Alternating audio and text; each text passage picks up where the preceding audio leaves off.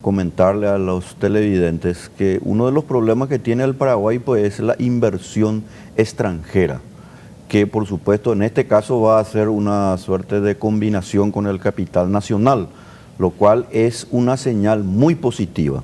De manera que por eso te estaba diciendo que estoy contento por eso.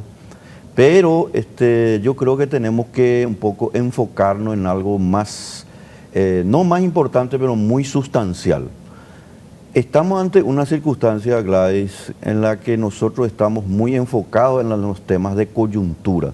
Y la coyuntura es observar los acontecimientos con los cuales obviamente todos estamos de alguna manera inmersos. La cuestión de la salud, por supuesto, el tema relacionado a la educación de los niños, los jóvenes, que les impacta sobremanera, el tema del empleo.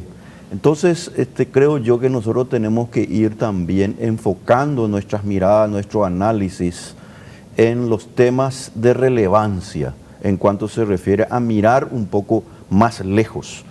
Y uno de mis escritores favoritos y gran ensayista español es Ortega y Gasset.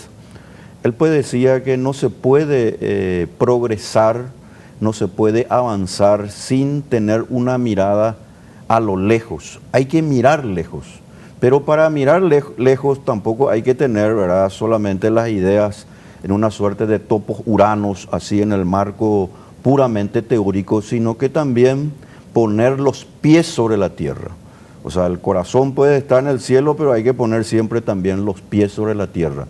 Y ahí es donde las políticas económicas, concretamente en el Paraguay, nos llevan a la necesidad de establecer la necesidad de conocer más allá de las medidas de corto plazo. Nosotros tenemos que ir viendo qué es lo que queremos en el Paraguay, en política económica, en economía, obviamente. Y allí hay una cuestión que creo yo, y tiene mucho que ver con lo de poner los pies sobre la tierra. El marco referencial es el índice de libertad económica. Y el índice de libertad económica, Gladys, como bien vos sabés, y esto para nuestros televidentes, es que es una medida de capítulos que están relacionados a diversos ítems o temas que tienen que ver, por ejemplo, tamaño del gobierno, el tema fiscal, regulaciones, cómo se gasta todos los impuestos, hasta dónde realmente tenemos un mercado laboral flexible. ¿Cuál es? Y esto es muy importante porque libertad económica no se refiere solamente o estrictamente a la cuestión económica mercantil. De hecho, la economía es siempre también imperio de la ley, reglas claras, es decir, seguridad jurídica. Paraguay hoy está ubicado aproximadamente en el puesto número 80. Nosotros estamos en el punto medio de una economía moderadamente libre, es decir, comparado, por ejemplo, con Argentina y Brasil, por citar un ejemplo acá de países cercanos, nosotros estamos mejor. Somos ciertamente un país de menor crecimiento económico todavía por varias cuestiones que lamentablemente tienen que ver, por ejemplo, con nuestra mediterraneidad, que nos afectan un 25% en el costo de nuestras mercaderías, por citar un ejemplo de comercio internacional. Pero poner los pies sobre la tierra es mirar un poco lejos, y mirar lejos es decir, señores, el Paraguay que hoy está en el puesto número 80, 81, en 4 años debe estar en el puesto número 60. ¿Cómo vamos a hacer eso? Para poder llegar al puesto número 60 en libertad económica, y los datos que son empíricos y están demostrados, prueban que a más libertad económica, más ingresos salariales, más ganancias empresariales, menos corrupción, más protección a la propiedad privada y sobre todas las cosas al medio ambiente, y mejores recursos incluso para educación y salud. O sea que si nosotros tomamos el índice de libertad económica que es publicado anualmente por el Heritage Foundation, el Wall Street Journal, el Fraser Institute, ellos llegaron a la conclusión de que la libertad económica tiene el siguiente concepto, y de ahí nosotros tenemos que partir, a mi modo de ver, para mirar lejos, pero poniendo los pies sobre la tierra. Libertad económica es el grado de autonomía que tiene el individuo para disponer de su propiedad de su libertad con la mínima intervención de los gobiernos, lo que no implica que no haya, desde luego, un marco institucional. Entonces, en el Paraguay, desde luego, que tenemos un pequeño, gran problema desde el vamos. Nosotros no tenemos un marco institucional que tiene que ver no tanto con la Constitución en sí, porque es un tema, digamos, a más largo plazo. Es un tema de coyuntura que se puede notar ahora mismo con la pandemia. Nosotros en el Paraguay tenemos que el presupuesto tiene lo que se denomina una mala gestión de sus administradores. El problema principal, pero así rápido, de coyuntura, que tenemos que resolverlo más allá para que en el corto y mediano plazo, es un problema de gestión.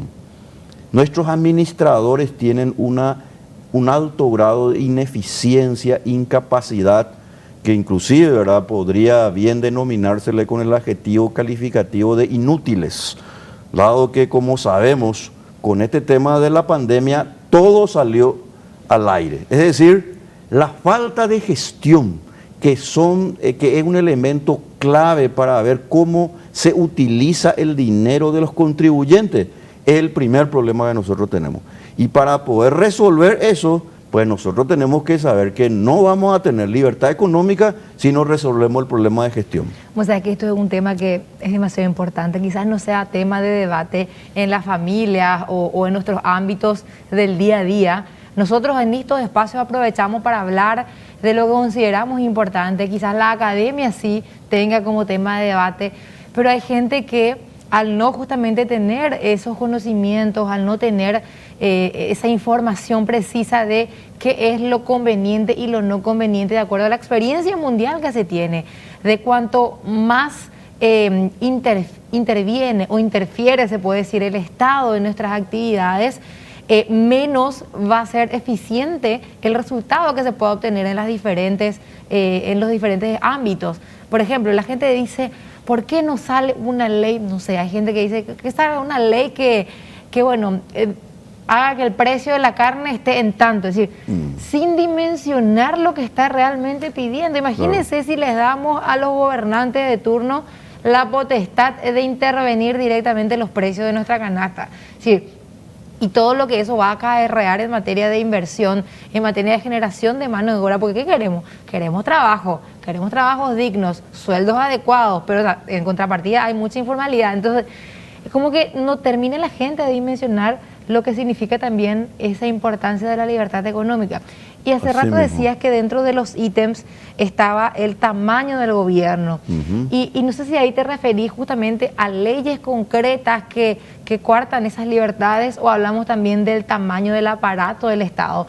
Porque decías hace rato, la administración deficiente de los administradores de turno, pero también hay una estructura que ya está montada, como por ejemplo este tema de los beneficios que cobran todos los funcionarios públicos, y que está establecido por ley ya dentro del presupuesto todos los años, y no hay forma de sacarles.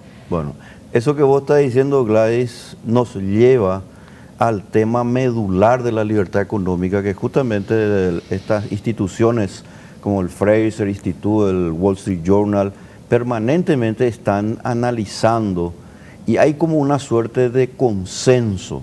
Eso que vos dijiste nos lleva hasta dónde nosotros tenemos que tener un Estado que de alguna manera no interfiera al mercado. Porque lo que tenemos nosotros en el Paraguay es un avance desmedido de la actuación del Estado, pero de una manera muy ineficiente. Y vamos a citar nomás el ejemplo de la educación. Si nosotros vemos el tema de la educación, vamos a ver que en educación nosotros ya llegamos al 35% del presupuesto. O sea, es un importante porcentaje. Pero si nosotros desglosamos lo que es el tema educación, vamos a ver que los más altos grados de corrupción, incluso a nivel estatal y a nivel, incluso se podría decir a nivel país, está precisamente en la educación. Los kits escolares, la designación en la cuestión de rubros, designación lamentablemente de docentes que no son o son absolutamente incapaces, y una cuestión muy importante, la cuestión edilicia. Es decir, nuestras escuelas, donde van los niños para estudiar, no tienen los comportamientos o los elementos necesarios para resguardar la seguridad, y algo que por supuesto no puede soslayarse, que es con relación precisamente al uso efectivo, por ejemplo, de herramientas tecnológicas como Internet, donde el dinero ya está presupuestado. Es decir, no es una falta de dinero como muchas veces nos quieren hacer creer para ahí meter el aumento de los impuestos o elevar cada vez más el endeudamiento. No, el dinero ya está.